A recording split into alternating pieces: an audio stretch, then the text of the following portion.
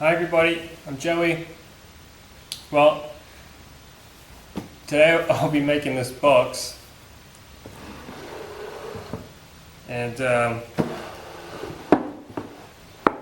it's really the kind of thing that I end up making when I get a little bit of free time and a whole bunch of nice scraps. This is made of pretty much, there's lots of different pieces of lots of projects that I made from 2016.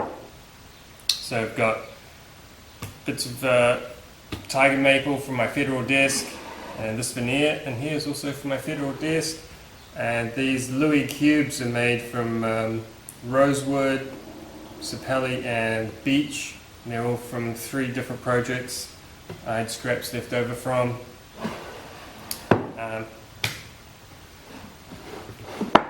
Anyway, if you want to see how I made it, stick around, and also stick around at the end if you want a chance to have this delivered direct to your door. So I started out by hunting around for some suitable something to make the body of the boxes from. I found some 12mm birch ply from, I believe this job was the very first job from when I moved into this workshop. So it's been sitting around for a couple of years.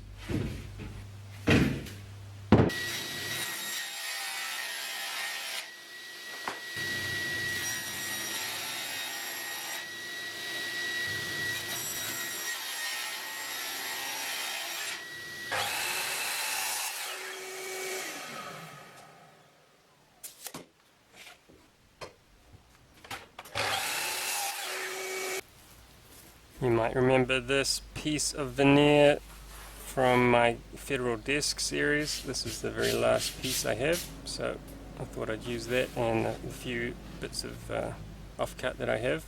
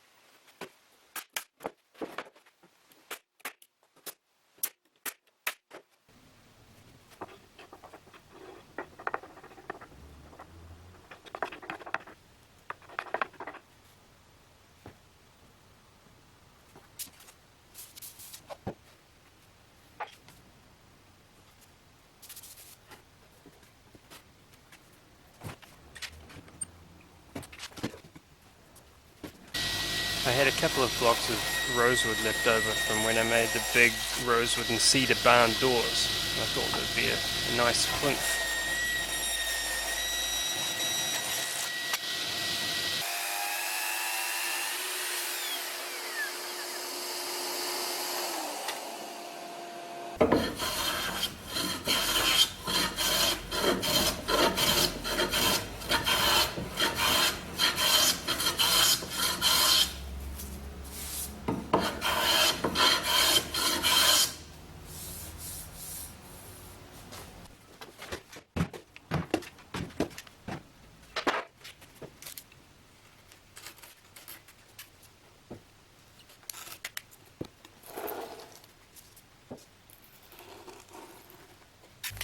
Just using an acrylic spray lacquer, it dries really quick, and I think I finished these two pieces in under an hour, so it's really handy.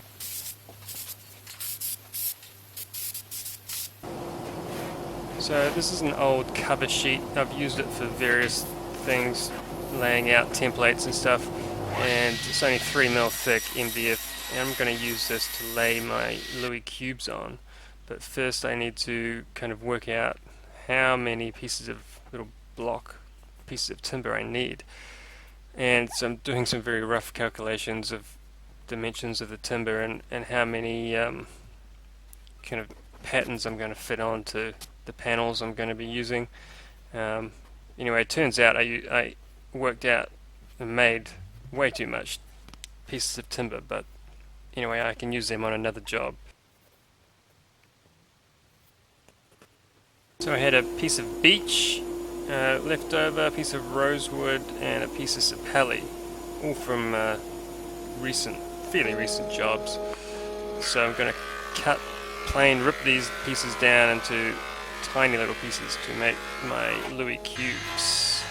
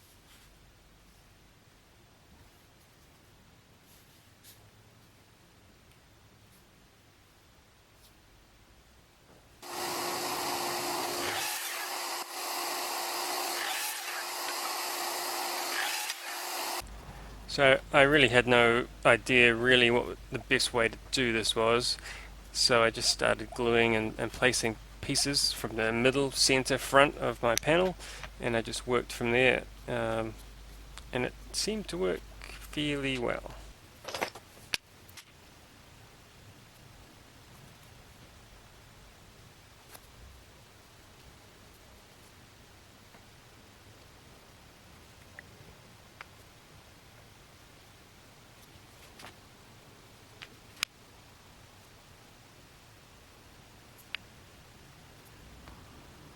I would say probably maybe between a third and a half of all the pieces I had to trim slightly like this, and just because of the way I'm doing it, it's fairly inaccurate, so I was just making each piece fit and trying to cut out as much error as I could. Using these weights really helped. By the time I got back to the other end, I could shift the weight, and so the pieces I was freshly gluing were constantly being clamped.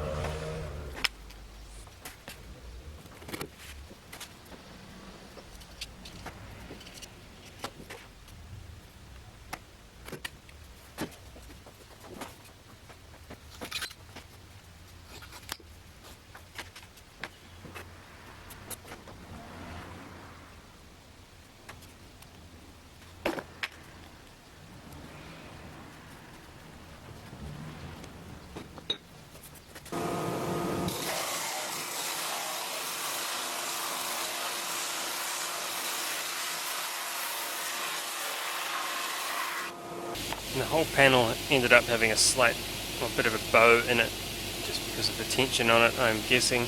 So I just had to use these weights to hold the panel flat while I was cutting the miters, which in itself was fairly stressful because I really only had one shot at cutting each panel.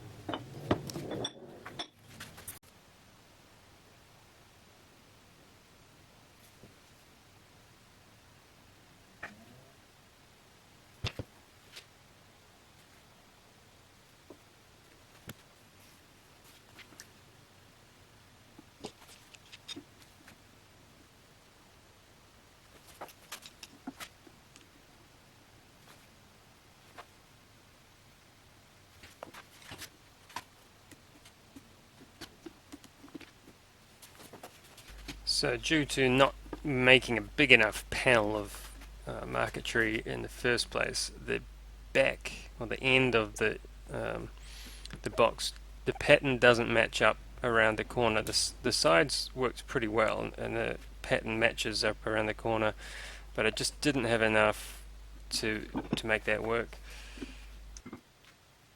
And the box, which I've just covered in the marquetry and I'm about to cover in the maple veneer, I need to add a groove, which I'm doing now, on the inside, which will act as the stopper, so you can't pull the box completely apart. And so this had to be done really early on before I did much. Building the outer boxes around the inner box like this, I was able to get a really snug fit. I guess what they call a piston fit, and there's just enough friction there from the air pressure that it's a really smooth movement. It came out really well.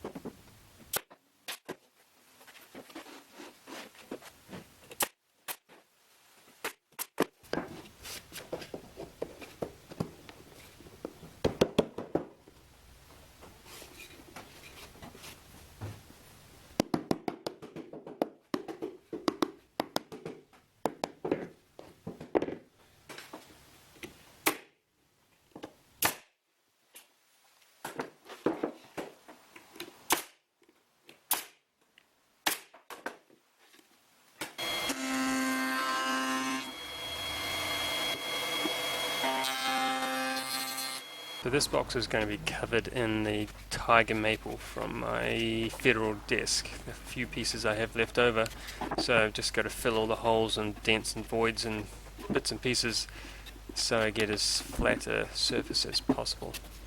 But first I veneered the bases of the boxes, and I just had a small scrap of this walnut veneer, which actually has like a cloth backing already on it, so it makes it really easy to work with.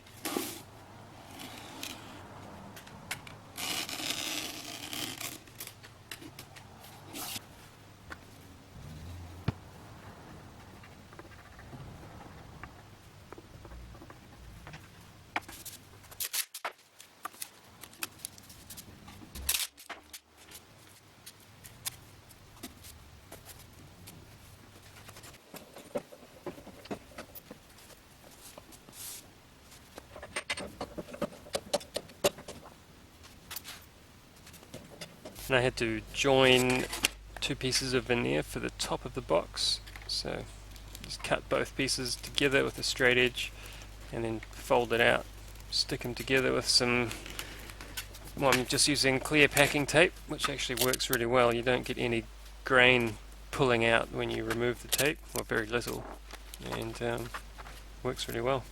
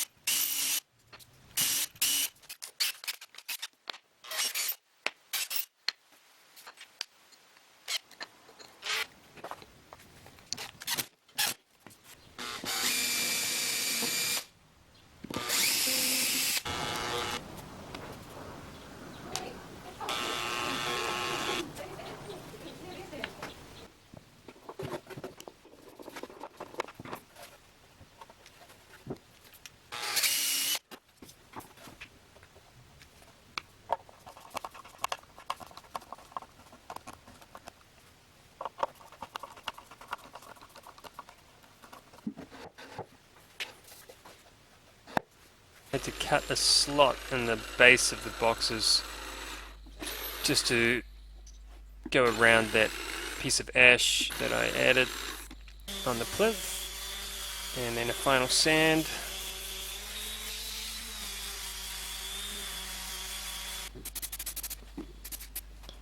And just sprayed off the pieces of ply edging, some black paint, just to take away your eye from the ply, and then some lacquer. Needed to make some little hardwood dowels, pins to use as my stopper for the to stop the box coming apart. So I had a little piece of purple heart left over from, I think it was from my workbench earlier in the year.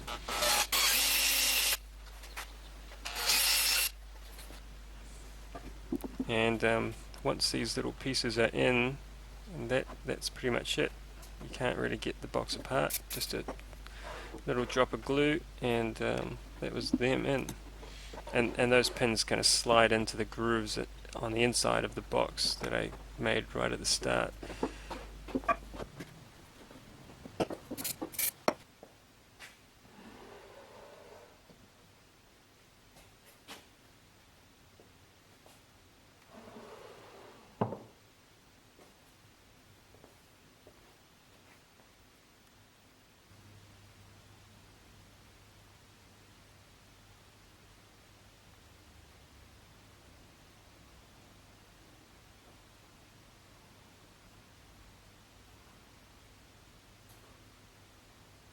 Well, I hope you enjoyed that. Now, ideally, I would like to raffle this off so everybody pays a very small amount to cover the shipping cost.